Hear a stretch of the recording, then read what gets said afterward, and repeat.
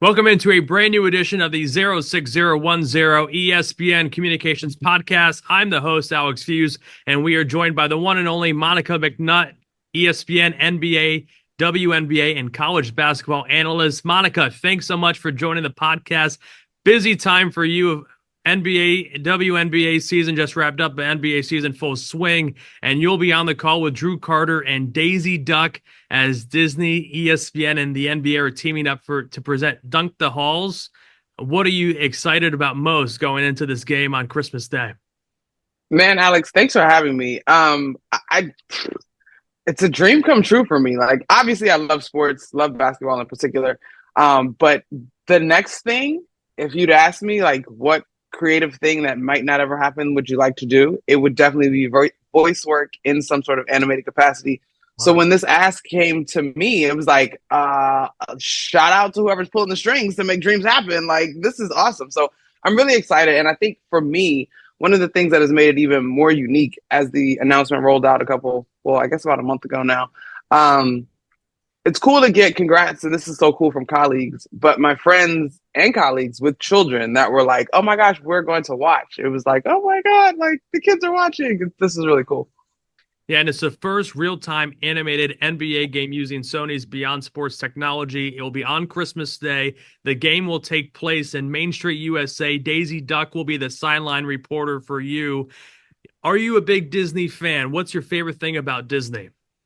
I am a Disney girl. My sister and I used to have loads of VHS tapes at my grandmother's house. It was the thing we did when we were over there. We could watch anything from our assorted collection of Disney movies. I think the music, the characters, the storylines, but actually the creativity behind it. I really enjoy voice work. I've had a chance to do smaller projects. This obviously is the bigger one, and it's not quite voice work because it's me animated, but I think all that goes into bringing these characters to life and allowing them to resonate with generations of kids. Like, who's not a Disney fan? And you'll be alongside Drew Carter, and Drew has been with all these all casts throughout all the ways. What have you leaned on him as this is the first one you've worked on? It's funny. We just wrapped up our first production call, and I said to both Drew and our terrific producer Andy Jacobson, I'm like, "All right, guys, like, I'm thrilled about this, but as you guys are sort of the vets in this world, like, what's the temperature of this project internally?" And Drew was just kind of explaining when he did the project almost 2 years ago for hockey, how initially it was, hey, like we're just doing something new, let's be creative. But by the end of the project, there were lots of people with eyes on it, investment in it. And as you can now see, it is ramped up through three different sports, three different sort of movie character storylines. And it's something that I think the company hopes to grow. And those guys are really excited about it and have said it's been a great run for them. So I'm really excited to join the team. What are you looking forward to most calling this game? Making a memory selfishly. I've already been texting friends about like, all right, I'm gonna see if I can work the baby's name in. Like, make sure you guys are watching. Like, I think personally, it is a huge memory already. Like, I know that it will be, but I think the idea of captivating possibly the next generation of fans, right, that remembers this Disney basketball game that somehow piqued their interest into watching the WNBA or NBA, like to be possibly a part of that is really, really cool. And it's insane. It's less than a week away. It came up quick, and I can't wait to watch. But we'll get into your career. Obviously, you've inspired so many to get into this industry as well, and people love your authenticity in the business. When did you know you were going to make it in broadcasting? Alex, what a question. I don't know. I don't know if I still know because I am not naive and I know that this space can be very fluid and it can be, what's the word I want? Fluid, frail, I guess would be my response. I think coming into it, I knew that this was what I wanted to do. And so having to navigate two layoffs in the span of 3 years and really having to tuck my tail between my legs as I figured out what it meant to operate in the freelance space because it wasn't something that was largely discussed when I got out of grad school. Like really trying to figure it out. I'm very proud that I'm still at it. but I am very mindful that this too can be seasonal, if that makes sense, right? Like, I'm coming off of a really great run at ESPN. I'm so thankful for our leadership. I've had the opportunity to try a bunch of different hats. And now that I'm getting older and I'm now married and, family's on the horizon and all those things, it becomes, how do we make it all work to build a life and not just a career? And so I think making it should be written in pencil because it means different things in different chapters of your life. You've mentioned wearing different hats. You've appeared on almost everything here on at ESPN. Done so many things.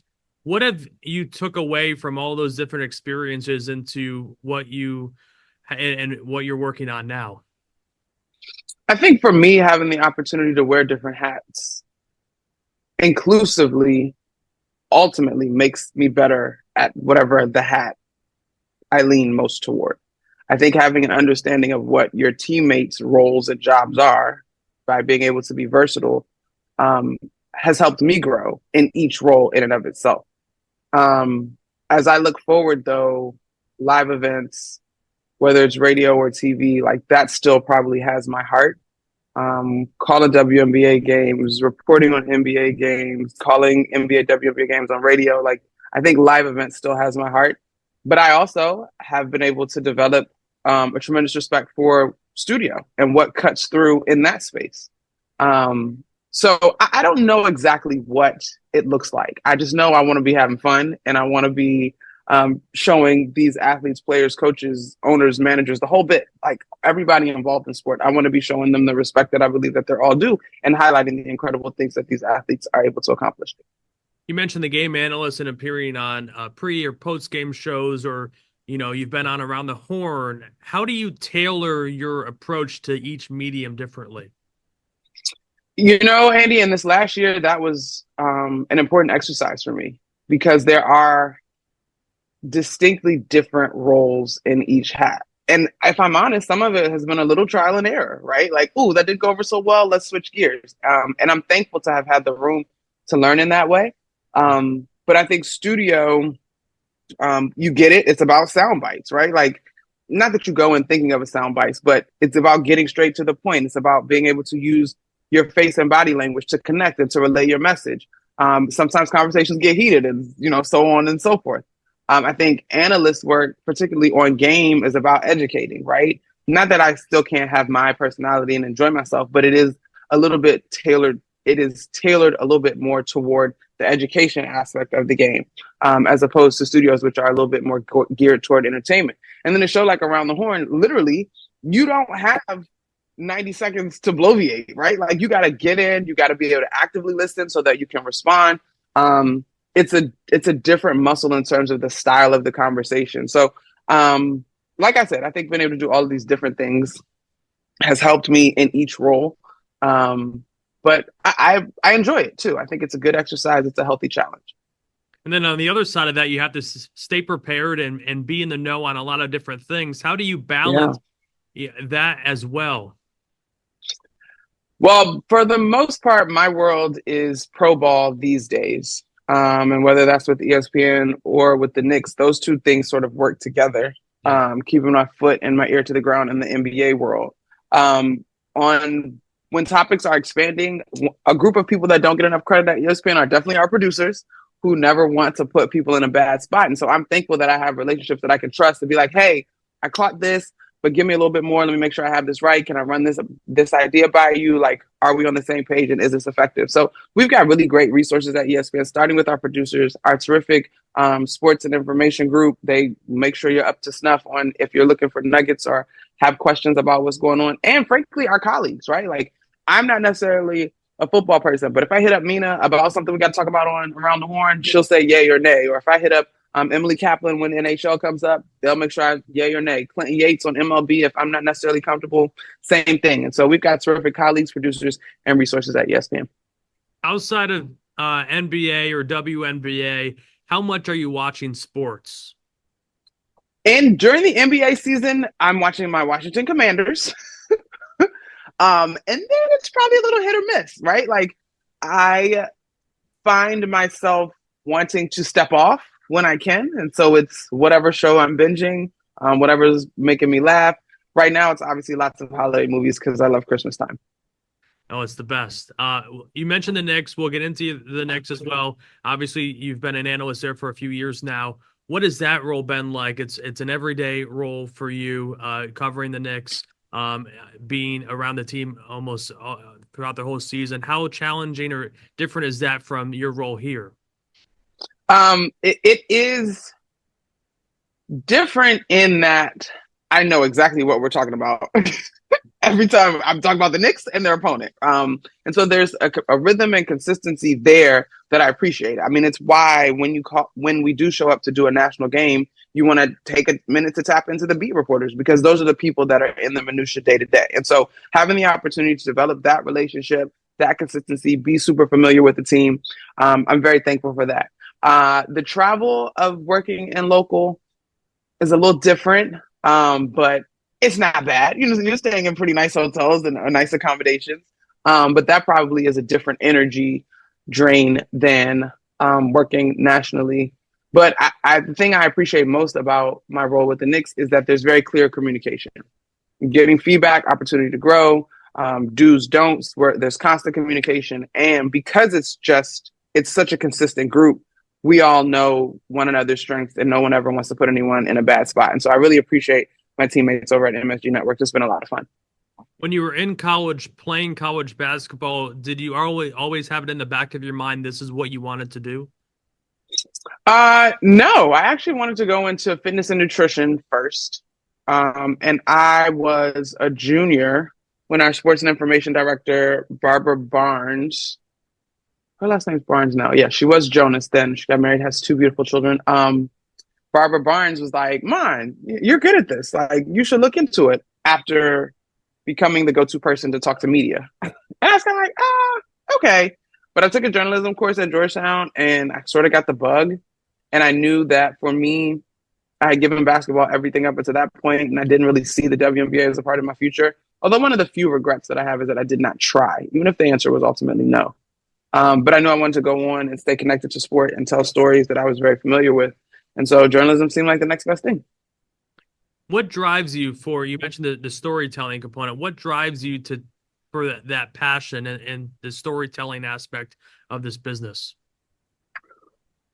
Basketball has been so good to me, Alex, and I think I'm super blessed in that way. It has afforded me both experiences and relationships that I don't know I would have walked into otherwise. And so to me, to still be able to celebrate that, especially in a day and age where I think sports talk can tend to focus on minute details to strike up conversations, when in actuality, we should all be like, wow, any guy that made it to the NBA or any woman that made it to the WNBA is incredible. I think that there is a healthy way to criticize. But all of it should be appreciated, whether you're talking about the skill of these players on the court or the sacrifices that they made in their personal lives to get there. And I think for me, having this experience in local, having an opportunity to meet families and, see little kids and hear the guys talk about being on long road trips and how much their kids grow just in the time that they're gone. Like, I hope to be a voice that helps to humanize as we have these conversations, because I think sometimes you step back and you marvel at these athletes and you marvel at their paychecks, but you forget, like, these are also human beings navigating the complex web of emotions and experiences that it is to be human. And so for me, a driving force is to bring humanity into the conversation always, in addition to being an example for those looking at me. Do you think being a former player has helped you translate that into being an analyst now in that role of trying to humanize these athletes? 100%. Like, 100%. It's part of the reason why Mina Kimes is so incredible, right? Because obviously she didn't play football, but she studied it at a high level and is an incredible analyst.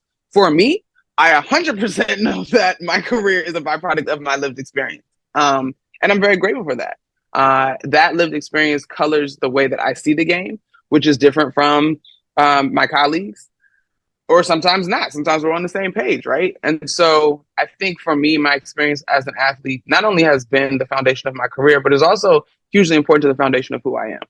Women in sports, it's so important to help you hone your voice, to me to be develop an ability to be comfortable in uncomfortable conversations, to advocate for yourself, to navigate conflict. Um, Beyond just the X's and O's that I learned, my personality is a byproduct of being able to compete at a high level. Now, Monica, this is my favorite part of any interview I do. It's a Feuz Fast Five. It's 5 quick questions. Are you ready? I am ready. If you could host a podcast with anyone in your phone contacts, who are you choosing and why? Anyone in my phone contacts, who am I choosing and why?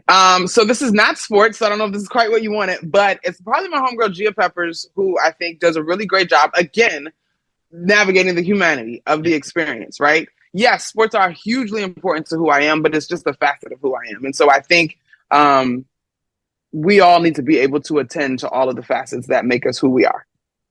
I love it. That's a good one. Favorite on-air moment. If you could pick one moment from your on-air career, what are you choosing and why? I think I actually probably would go to last year's Final Four. Last year or 2 years ago, Dallas Final Four. Iowa upset. I don't know who Iowa upset, actually, because Dallas, LSU went on to win. I can't remember who Iowa upset in the Final Four. Was it Virginia Tech? It might have been UConn. I'm not sure. But post game, Caitlin Clark, Lisa Bluter are sitting with us on the set. Caitlin's earpiece is not working. I end up sharing my earpiece with her. But what I remember about that moment mostly is it was very honest. For me as an analyst, I mentioned humanity. I also roll with accountability. I said to Lisa Bluter and Caitlin Clark, I did not pick y'all to win this game. And Lisa Bluter said to me, you know what, Mon? And you weren't the only one that said that. And we loved that. But in our locker room, we had enough. And we had the people we knew we needed in order to believe. And so not only was it like a really cool moment with Caitlin, who obviously is a big star, and we laughed and there's great pictures about it. But it was like, I ain't call y'all to be here. And so I think for me, that is a reflection of who I am in this space and in terms of being authentic. If you weren't broadcasting right now, what would you be doing? I think it would be okay, so in a perfect world, I'd be working in like some voiceover animated capacity, a la Why Dunk the Halls is so lit for me. But I actually think my usual answer on that is it'd be some capacity of teaching or coaching. Like, again, basketball has been so hugely important to me. And I know its power in terms of lessons, particularly for girls. I would want to be in that community still, even if the role looked different. If you could choose one Disney character to have dinner with, who would you choose and where would it be? So here's the deal. I would want it to be Goofy, but not the Sensational Six Goofy. I need Goofy and preferably Max from a Goofy movie. Like, I need to have like a conversation, that not, or no, yes, that's Goofy. And I'm getting Goofy and Pluto mixed up. But it definitely would be, it's a Goofy movie because that's like my personal favorite. But I also think like Mufasa is just this wealth of knowledge that we all should be able to tap into. I love it. And then the last one for the Fast Five. What is the best advice you received from someone at ESPN?